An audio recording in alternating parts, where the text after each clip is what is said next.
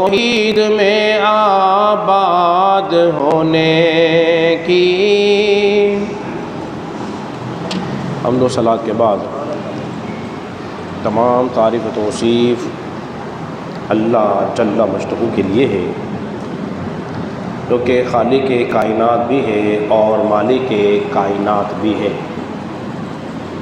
درود و سلام ہو نبی مکرم شفیع معظم حضرت محمد مصطفیٰ صلی اللہ علیہ وسلم کی ذات اقدس پر اور آپ کی آل پر اور آپ کے اصحاب پر۔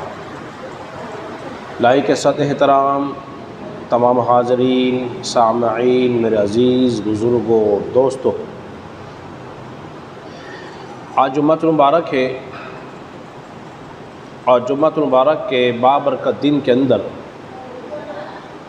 اللہ رب العزت نے ہمیں کچھ سننے سنانے کا موقع فراہم کیا ہے۔ سب سے پہلے اللہ کی بارگاہ میں دعا ہے خالق کائنات حق اور سچ کہنے کی توفیق عطا فرمائے، اور ہم تمام ہی حضرات کو حق اور سچ سن کر دل سے قبول کر کے ان باتوں کو سمجھنے اور عمل پیرا ہونے کی توفیق عطا فرمائے۔ اللہ رب العزت کی بارگاہ میں دعا ہے کہ خالق کائنات حبیب الرحمن صاحب کو مزید برکتیں عطا فرمائے۔ حضرات محترم، پچھلی نشست کے اندر گزشتہ جمعے کو ہم نے آپ حضرات کے سامنے سیدنا شیخ عبد القادر جیلانی رضی اللہ تعالیٰ عنہ کے متعلق چند ایک باتیں آپ کے سامنے عرض کی تھی، اور یہ بتایا تھا کہ صراط مستقیم پر جو دعا مانگی جا رہی ہے اور انعامی یافتہ لوگوں میں کون کون شامل ہے، انہی انعامی یافتہ لوگوں میں سیدنا شیخ عبد القادر جیلانی رضی اللہ عنہ کا شمار بھی ہوتا ہے۔ آج ہم آپ کی سیرت پر چند ایک باتیں ابتدائی طور پر عرض کریں گے۔ سب سے پہلے ذہن نشین اس بات کو کر لیجئے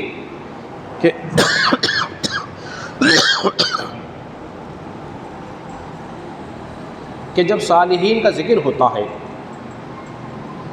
وہاں اللہ تبارک و تعالیٰ کی رحمتیں اور برکتیں نازل ہوتی ہیں۔ ذرا زور سے کہہ دیجئے نا، جب صالحین کا تذکرہ کیا جائے تو اللہ کی رحمتیں نازل ہوتی ہیں۔ اب ذرا یہ ذہن میں رکھیے، جن کے ذکر سے رحمتیں نازل ہوتی ہوں تو ان کی ذات میں کتنی برکت ہوگی۔ تو یہ بابرکت لوگ ہیں جن کا تذکرہ، جن کا خیر، ذکر خیر ہم میں اور آپ کر رہے ہیں اور سن اور سنا رہے ہیں۔ آپ کا نام نامی و اسم گرامی جو ہے وہ ہے عبد القادر۔ کیا ہے وہ؟ عبد القادر۔ آپ کے والد کا نام ہے سید موسیٰ، کنیت ہے ابا صالح، لقب ہے جنگی دوست، اور آپ کی والدہ ماجدہ کا نام جو ہے ام الخیر ہے۔ آپ کا سارا گھرانہ جو ہے اولیاء اللہ کا گھرانہ ہے۔ آپ کے والد بھی اپنے وقت کے کتب اور ابدال تھے، آپ کے نانا بھی، آپ کی پھوپھی بھی، اور دیگر آپ کے کنبے کے لوگ بھی، سب کے سب اولیاء اللہ میں آپ کا شمار ہوتا ہے۔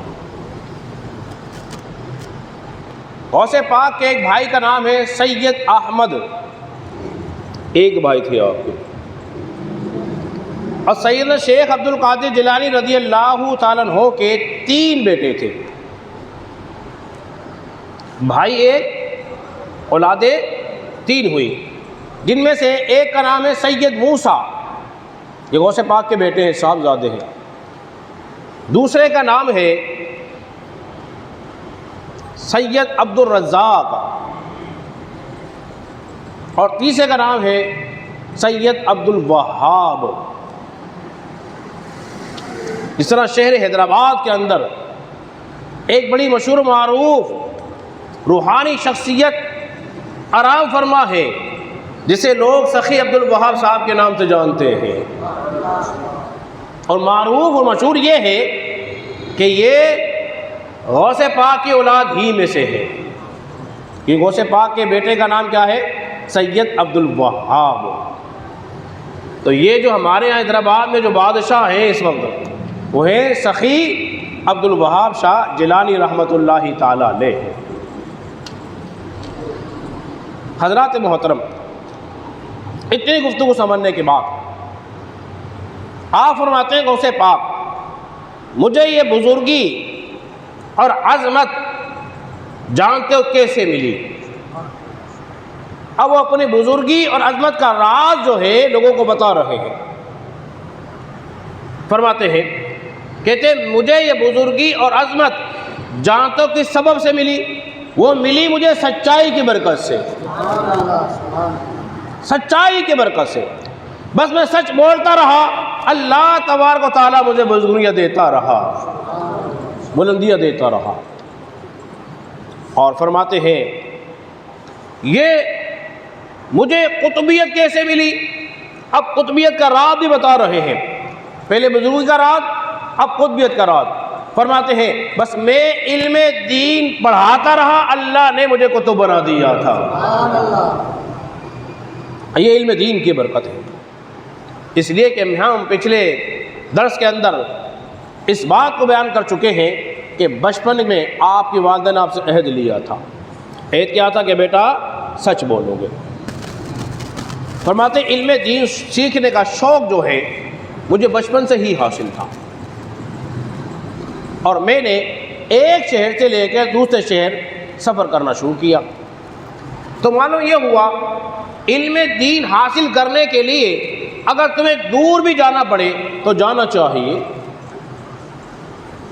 وہ حدیث مبارکہ جو بڑی مشہور معروف ہے، جسے داتا علی حجویری نے اپنی کتاب کشف المحجوب میں بھی لکھا ہے علم کے باب کے اندر.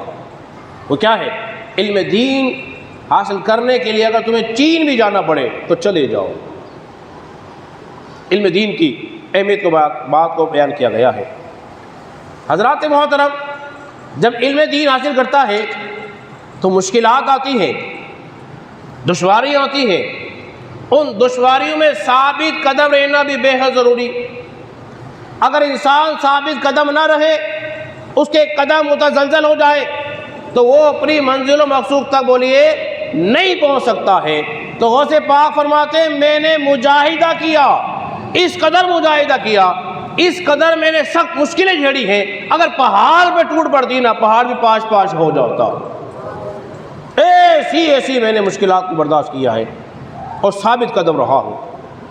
اس لیے کہا جاتا ہے الکرامت الاستقامت فوق الکرامت.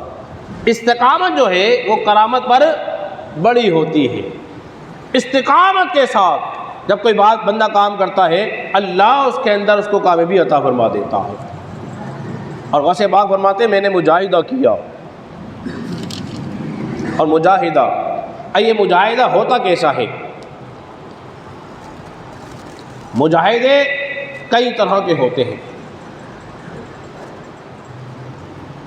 اللہ فرماتا ہے والذین جاہدوا فینا وَلَيَهْدِيَنَّهُمْ سُبُلَنَا. جو لوگ ہماری راہ کے اندر مجاہدہ کرتے ہیں، اللہ تبارک و تعالیٰ اپنی معرفت کی راہیں ان کے لیے کھول دیتا ہے. معرفت کی راہیں کھل جاتی ہیں. اور یہ مجاہدہ بستروں پہ لیٹنے سے نہیں حاصل ہوتا. نرم نرم بستروں پر ٹھنڈے ٹھنڈے کمروں میں رہ کر آرام سے کرسی اور صوفے بیٹھ کر مجاہدہ حاصل بولیے نہیں ہوتا ہے. پھر مجاہدہ کیسے حاصل ہوتا ہے؟ فرمایا والذین یبیتون لربہم سجدا وقیاما.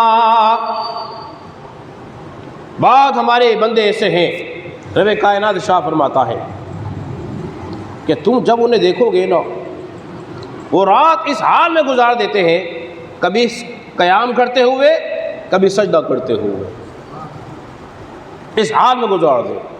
اب غوث پاک کو دیکھ لیجئے اور ان دونوں آیت کریمہ کو دیکھیے، سامنے رکھیے.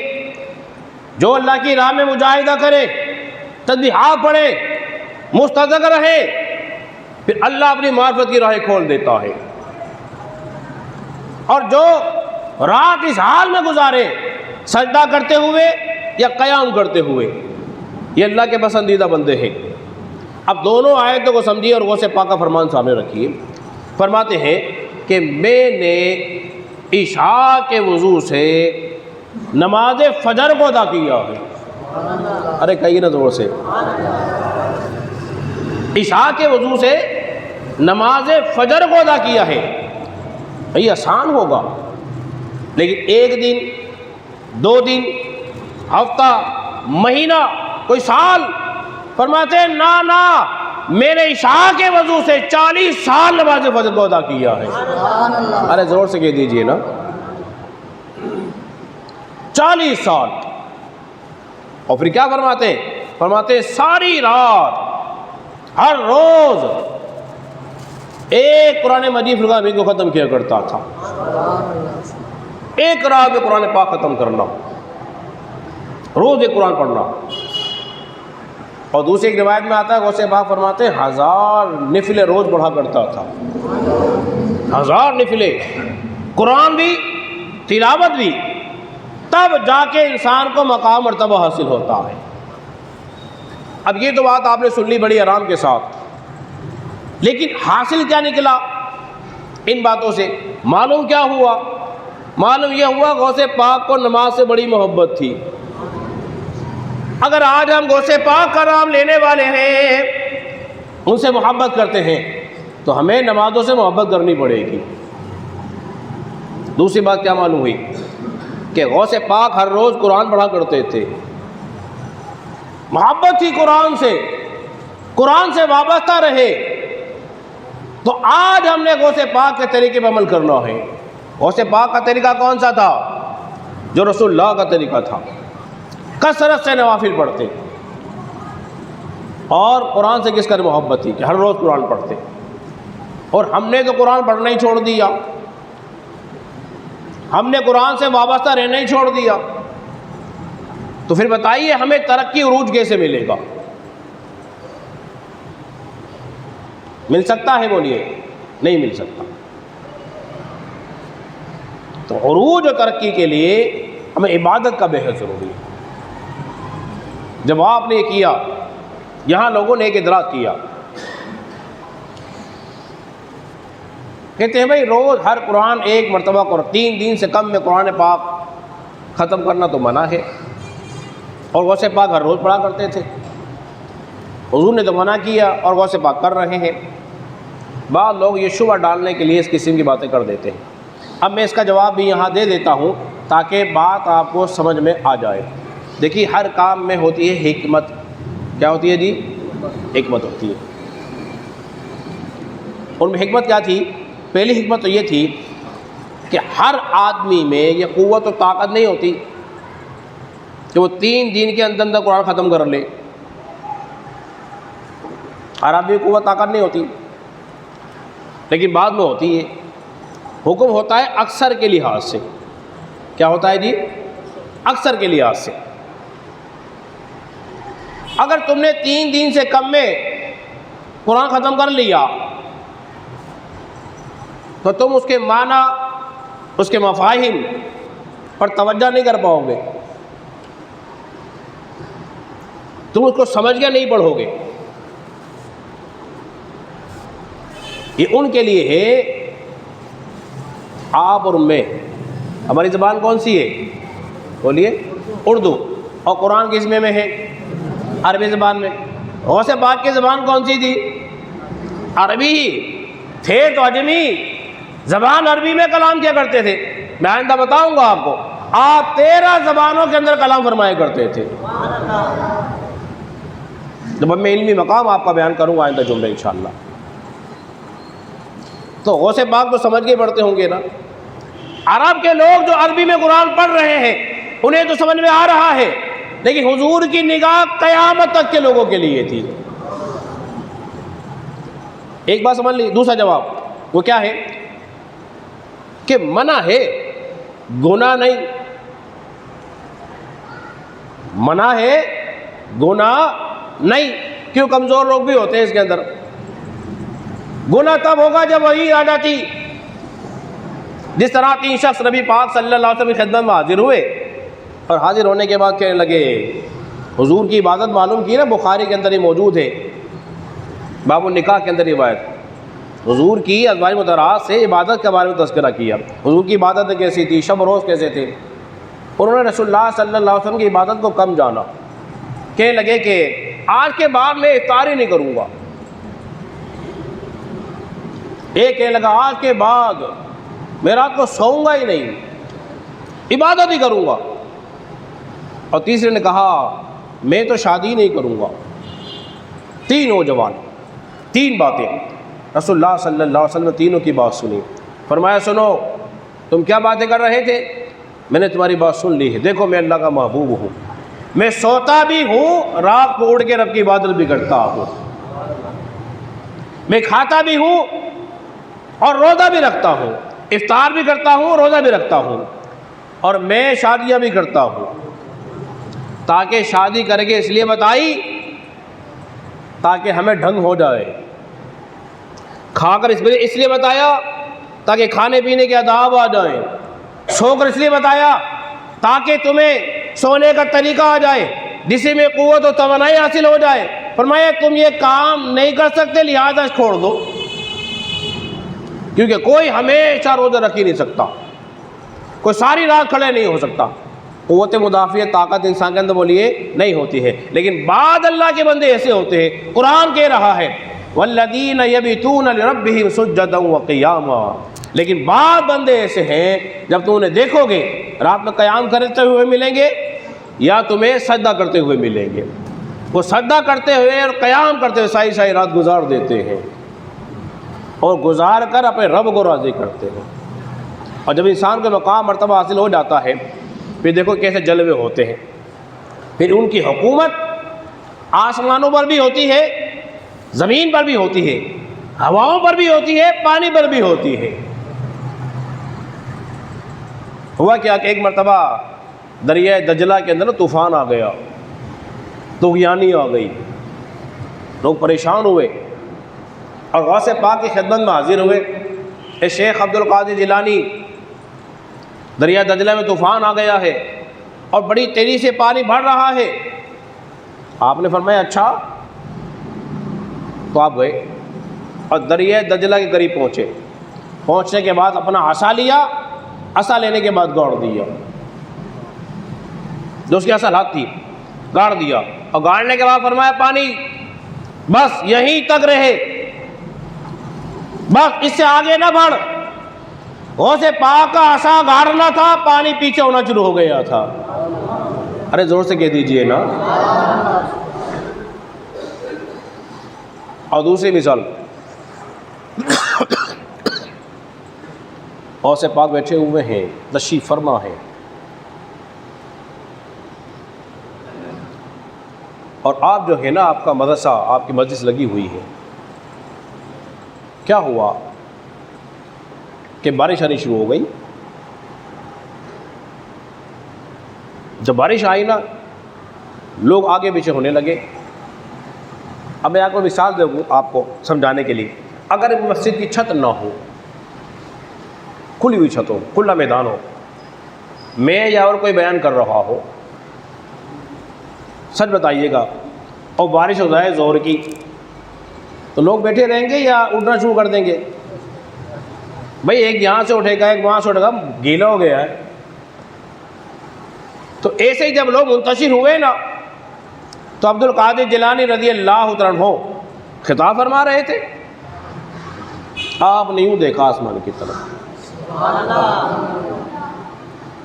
آپ کی طرف دیکھا اور کہنے لگے، آپ فرمانے لگے اے اللہ میں تو تیرے ہی لیے تیرے بندوں کو جمع کر رہا ہوں، میں تو تیرے ہی بندوں کو تیرے لیے انہیں دین سکھاتے تھے، ان کی تربیت کرتے تھے،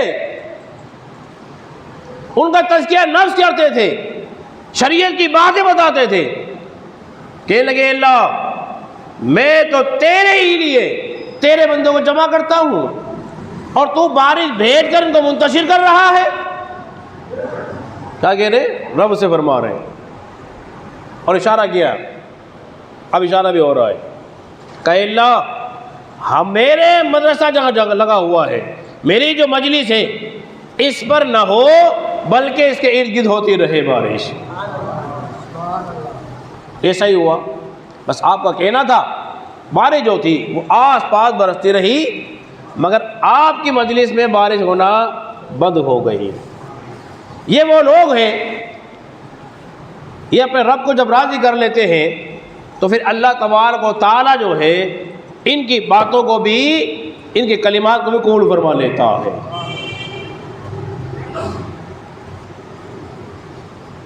ایسے ایک آپ کے بعد جو تھے نا، بڑے بڑے لوگ آیا کرتے تھے، بڑے بڑے لوگ، وقت کے بادشاہ، وقت کے خلیفہ آپ کے پاس آتے تھے اور آ کے بیٹھا کرتے تھے۔ ایک خلیفہ وقت آپ کے پاس آیا اور آنے کے بعد سلام عرض کیا اور بیٹھ گیا، اور اشرفیہ بھی کچھ لے کر آیا تھیلیوں میں رکھ کر، کہا حضور والا مجھے کچھ نصیحت فرمائیں۔ آپ نے چند نصیحتیں کی، کرنے کے بعد فرمایا کہ وہ حضرت یہ تحفہ لایا ہوں، قبول فرما لیجیے۔ آپ نے کہا ہمیں اس کی حاجت نہیں ہے،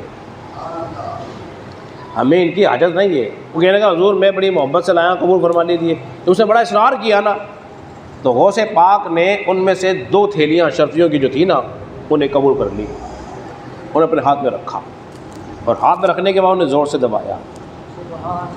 اب دبا رہے ہیں، جب دبایا نا، کوئی کتنا ہی طاقتور آدمی ہو، اشرفیاں لے یا پتھر لے لے یا بجری لے لے اور کر لے کوئی تجربہ، اور ذرا زور سے دبائے، کیا نکلے گا اس میں سے؟ اگر تم بجری لے کر مٹھی میں دباؤ تو بجری ہی نکلے گی۔ تو غوث پاک نے کیا، جب دبایا نا اس میں سے خون نکلنے لگا، خون بہہ رہا تھا۔ فرمایا مجھے اگر آل رسول کی حرمت کا خیال نہ ہوتا تو اس خون کو تیرے محل تک پہنچا دیتا، لہذا ظلم نہ کرو، زیادتی نہ کرو، غریبوں مسکینوں کا خون چوس کر مال جمع کرتے ہو، اس مال کو ہمارے پاس لے کر آتے ہو۔ آپ نے تم بھی فرما دی، کہہ دیا، اس کے دل پہ ٹوک کر دی کہ ظلم اور جبر کر کے مال جمع نہ کرو، اس مال کو پھر ہمارے پاس لے کر آ رہے ہو، ایسا نہ کرو۔ تو غوث پاک کی نگاہ دیکھی کہاں تک تھی، اور یہ باتیں ہیں غیب والی۔ اللہ تبارک و تعالیٰ جب چاہتا ہے تو اپنے بندوں کو غیبی عطا فرما دیتا ہے۔ تو اسی طرح آپ کے دربار میں دیکھا نا ایک شخص نے کہ وہ بڑے بڑے لوگ، بعد اس وقت کے خلیفہ اور بڑے بڑے لوگ آ رہے ہیں، تو ایک جو چور جو تھا نا وہ چھپ کر بیٹھ گیا، بولے رات کی پہر میں کوئی سوئیں، ان کی آنکھ جھپکے تو میں کوئی چیز اٹھا کے لے جاؤں۔ اور وہ سمجھ رہا تھا کہ بڑے بڑے لوگ آتے ہیں تو مال بھی کو دکھے جاتے ہوں گے، کچھ مال جمع کر رکھا ہوگا، وہ اسی غرض و غایت سے وہ چھپ کر بیٹھ گیا۔ اور غوث پاک علیہ رحمہ جو تھے نا اپنی عبادت میں مشغول رہے، عبادت کرتے رہے۔ کیا ہوا، رات کے آخری پہر گزرا تو کچھ لوگ آئے اور آ کر کہنے لگے اے شیخ عبد القادر جیلانی، ہمارے علاقے کا قطب فوت ہو گیا ہے، تو ہمیں آپ کو بندہ دیے تاکہ اس کی ڈیوٹی وہاں لگانی ہے۔ آپ نے فرمایا ٹھیک ہے، صبح تک انتظام ہو جائے گا۔ وہ اصرار کر رہے تھے کہ حضرت صبح نہیں چاہیے، ابھی چاہیے، ابھی ڈیوٹی لگائیں کسی کی بھی۔ آپ نے فرمایا بھائی صبح انتظام ہو جائے گا، دلی کس بات کی ہے؟ لیکن وہ اصرار کرتے رہے کہ حضرت نہیں ہمیں ابھی چاہیے۔ فرمایا اچھا پھر جو یہ پیچھے چھپا ہوا بیٹھا ہوا ہے اس کو لے جائیے، یہ جو پیچھے ہمارے بیٹھا ہوا ہے محراب کے چھپ کر، اسے لے جائیے۔ اس کو پکڑا، چلیے قطب صاحب۔ بولے جی میں تو چور ہوں، چوری کی نیت سے آیا تھا۔ فرمایا آیا ہوگا، ارے سمجھیے، لیکن غوث پاک نے کہہ دیا ہے اب تو قطب ہے تو پھر قطب ہی ہے۔ تو یہ اولیاء اللہ جو ہوتے ہیں ان کی نگاہ جب پڑ جاتی ہے تو چوروں کو بھی قطب بنا دیتے ہیں۔ نگاہ ولی میں یہ تاثیر دیکھی، بدلتی ہزاروں کی تقدیر دیکھی. میں آپ کی تعریف اور توصیف سن کر ایک بڑھیا جو تھی نا بڑھیا ایک بچے کو لے گیا اور کہنے لگی اے شیخ عبد القادر جیلانی میرا بیٹا آپ سے بڑی محبت کرتا ہے, اس کو بڑا پیار ہے آپ سے, اور میں چاہتی ہوں کہ آپ کی صحبت میں بیٹھے کوئی مقام و مرتبہ حاصل کر لے, تو آپ اس کو اپنی خدمت قبول فرمائیے. آپ نے کہا اچھا ٹھیک ہے جی, قبول کر لیا. جب قبول کر لیا اس بچے کو دیا ایک کمرہ رہنے کے لیے. جس طرح مدارس میں بچے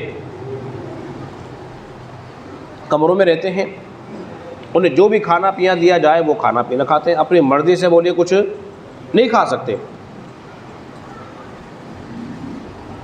تو وہ دیکھ کے عورت چلی گئی. کچھ وقت کے بعد جب دوبارہ ملنے کے لیے آئی نا اپنے بیٹے سے, میں دیکھ کر آؤں گا اسے پاک کی خدمت میں بیٹا دیا تھا, کیا پڑھا کیا سیکھا. کہ بعض والدین ہمارے پاس بھی آتے ہیں, مولوی صاحب اتنے دن ہو گئے بچے نے سبق آغاز بڑھ ہی نہیں رہا, ابھی تک قاعدہ ختم نہیں کیا, ابھی تک اماں پارے ہی بسا ہوا ہے, آگے نکلا ہی نہیں. تو رپورٹ لینی چاہیے والدین کو کہ کیا صورت حال ہے, بچہ آگے بڑھ نہیں رہا تو کیوں نہیں بڑھ رہا, وجہ کیا ہے, کیسا بڑھ رہا ہے. لیکن ہم تو بس بچہ چھوڑا اور چل دیے.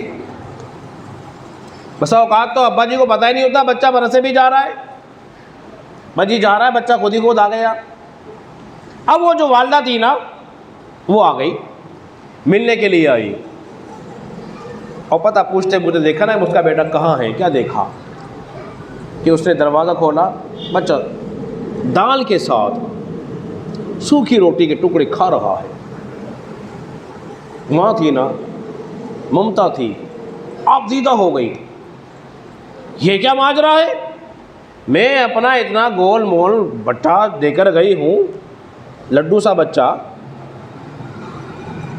اور یہ بالکل کمزور ہو گیا. اور غصے میں چلی غوث پاک کے حجرے کی طرف. کیا دیکھا کہ غوث پاک سرکار جو ہے نا وہ بیٹھے ہوئے مرغی کھا رہے ہیں. ارے کہیے نا زور سے سن, بیٹا کیا کھا رہا ہے, سوکھی دال روٹی کے ساتھ, سوکھی ٹکڑوں کے ساتھ دال کھا رہا ہے. اور دیکھا تو غوث پاک مرغی کھا رہے ہیں. تو کہنے لگی اے شیخ عبد القادر جیلانی یہ کیا ماجرا, میرا بیٹا کھائے سوکھی روٹی دال اور آپ یہاں مرغی اڑائیں, یہ کیا انصاف ہے. بچہ ہے اسے بھی چاہتے اچھی غذا کھاتا, لیکن آپ تو اچھی غذا کھائیں, بچہ سوکھی دال کھا رہا ہے. غوث پاک یہ تو کوئی انصاف کی بات نہ ہوئی نا. تو غوث پاک رحمۃ اللہ تعالیٰ علیہ جو تھے نا چپ چاپ سے سنتے رہے, اور جو آپ جو مرغی کھا رہے تھے نا اس کی ہڈیاں جمع تھی. جس طرح دعوت میں جب لوگ جاتے ہیں نا مرغی کھانے کے لیے تو ہڈیوں کا وہ پہاڑ بنا دیتے ہیں کھا کھا کر, تو ایسے رکھی ہوئی تھی. تو آپ نے کیا کیا, یوں نگاہ اٹھائی اور اس ہڈیوں پر آپ نے ہاتھ مارا, اور ہاتھ مارنے کے بعد فرمایا قم باذن اللہ, زندہ ہو جا اللہ کے حکم سے. تو مرغی پھڑ پڑا کے زندہ ہو گئی. زندہ ہوئی نا تو مائی صاحب ہکی بکی رہ گئی کہ یہ کیا ماجرا ہو گیا. آپ نے فرمایا او بڑی بی ذرا صبر رکھ, ابھی تیرا بیٹا اس مقام پر نہیں پہنچا ہے کہ مرغی کھائے. ارے زور سے کہیے نا, ابھی اس مقام اور مرتبے تک بولیے نہیں پہنچا ہے کہ مرغی کھائے. جب اس مقام مرتبے تک پہنچے گا پھر مرغی ہی کھائے گا. تو مجاہدے کا وقت ہوتا ہے, انسان کو سخت مشکل برداشت کرنی پڑتی ہیں. جب مجاہدہ کر کے وہ مقام مرتبہ حاصل کر لیتا ہے تو پھر اللہ تبارک و تعالیٰ عروج و ترقی عطا فرما دیتا ہے. یہ تھے غوث پاک کی سیرت کا میں نے کچھ منظر آپ کے سامنے پیش کیا ہے. اللہ رب العزت کی بارگاہ میں دعا کرے خالق کائنات ہم سب کو سمجھنے اور عمل پیرا ہونے کی توفیق عطا فرمائے.